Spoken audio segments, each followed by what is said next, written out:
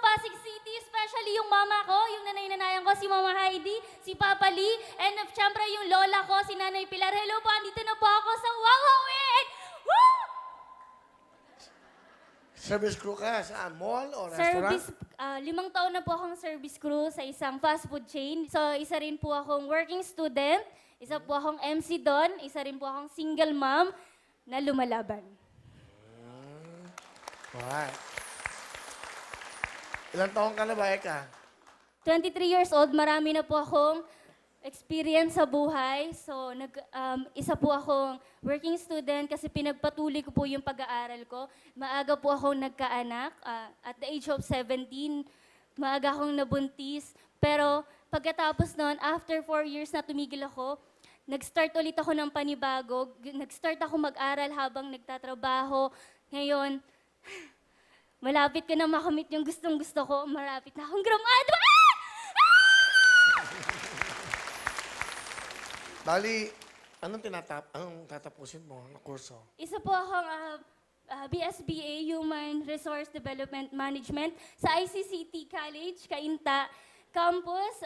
Gusto ko pong ituloy yung kurso na yon kahit medyo mahirap maging working student. Ito po, gusto kong sabihin na maging isang ehemplo sa lahat ng mga nanay, lahat po ng nanay na nagkaroon ng anak na maagang nabuntis. Gusto ko po sabihin sa inyo na hindi porket maagang nadapa yung anak nyo, is ida-down nyo na po yung anak nyo. Gusto ko pong patunayan sa kanilang lahat na hindi po porket maagang nabuntis, maagang nagkaroon ng pamilya, yung anak nyo is doon na po matatapos lahat. Gusto ko pong sabihin sa inyo na hindi, habang nabubuhay ka, patuloy yung pag-asa at patuloy tayong lumalaban. Yun lang po.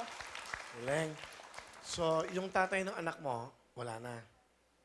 Kakahiwalay lang po namin last year.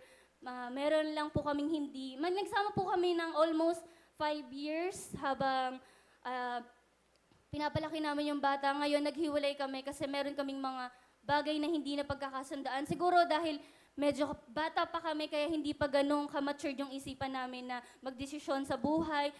Gusto ko sana na na-desisyonan ko, itigil muna yung pagsasama namin. Gusto ko munang tapusin kung ano yung mga na-postpone na dapat kong gawin, mga responsibilidad ko sa buhay, kagaya ng makatapos ako sa pag-aaral, matulungan ko yung pamilya ko, sila mama, yung nanay-nanayan ko, tatay-tatayan ko. Meron pa, yung totoo kong mama, syempre gusto ko siyang bumawi kahit ampon niya ako sa tito ko, which is tatay-tatayan ko siya. Sila yung naging totoong nanay at tatay ko sa birth certificate.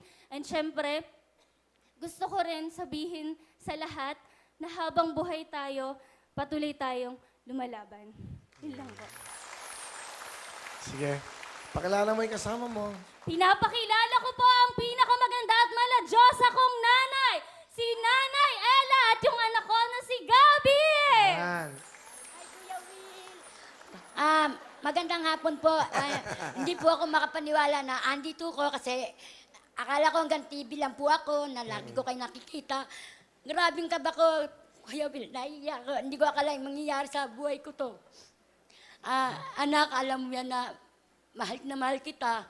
Kahit na pinigay kita sa kapatid ko, nagtrabaho ko, tapos tinignan naman kita. Siyempre, sa isang magulang, masakit sa kalooban nila yung mawala yung isang anak, tapos magkaroon ng bagong pamilya. Gusto ko, di ba ho, para sabihin sa inyo na dapat magbuang isang pamilya. Kulang po ako ng isa, tinitiis ko lang po yun. Kasi alam ko naman na sa maganda yung anak ko, na binigay ko sa maganda. Pero deep inside po sa kalooban ko, na hanggang ngayon, masakit po talaga, Kuya Will. Papasalamat po ako kay Erica kasi kahit hindi po siya sa akin lumaki, kinilala niya pa rin akong nanay. Mabait naman po siya sa mga kapatid niya.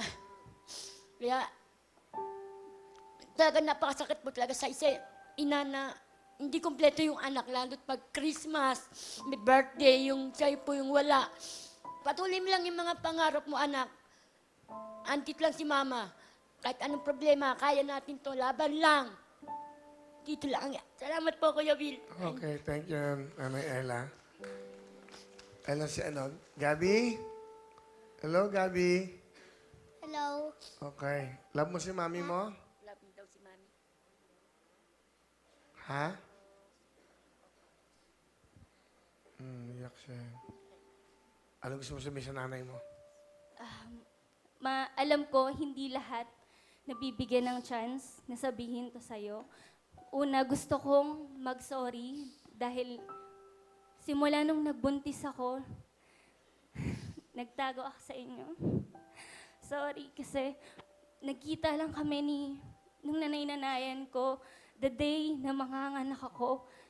And sorry kung ngayon lang ako nanghihingi ng sorry. Ito yung pagkakataon para humingi ako ng tawad sa inyo na sa ginawa ko. Pero gusto kong patunayan sa inyo na hindi dahil maaga ako nabuntis, nagtago ako, maaga akong nagkaanak, doon na matatapos yun. Gusto kong sabihin sa'yo na mahal kita, ma. Pati yung nanay-nanayan ko, sobrang mahal ko kayo. Hindi man ako lagi nagsasabi sa inyo na mamahal ko kayo, pero yung ginagawa ko, yung paglaban ko sa buhay, kayo po lahat yung pinanguhugutan ko. Patawarin niyo ako, ma. Sobra. Kung malayo yung loob ko sa inyo, pero ma, I promise, hindi ako nagtanim ng loob, ng utang ng sama ng loob sa'yo kahit pinamigay mo ako kay Tito. Kasi in that way, naging malakas ako. Siguro si Sian, kaya dumating si Gabi sa akin, siya yung naging lakas ko para maging mas malakas ako na lumaban sa araw-araw. Maraming salamat. Pwede po.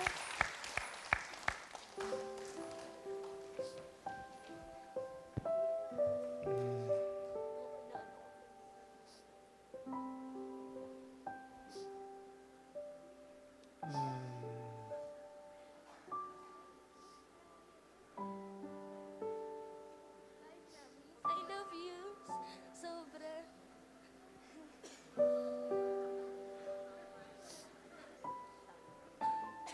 Palapakan po natin si Eka, nanay niya.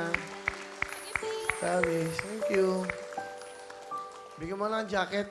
Saka si ano, saka yung bata.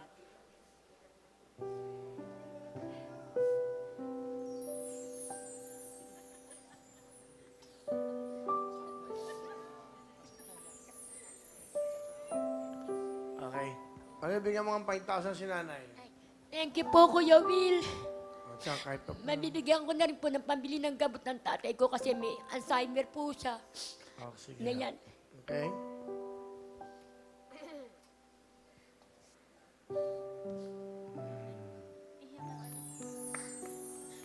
Tay, para sa inyo, bibili ko kayo ng gamot.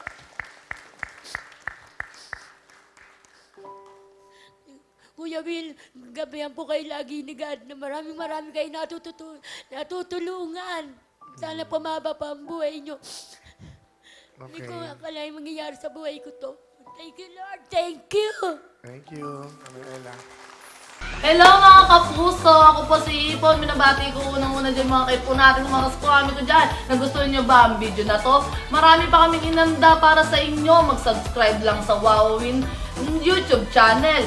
Tsaka, don't forget to hit the, the bell button para lagi kang updated. Yun lang!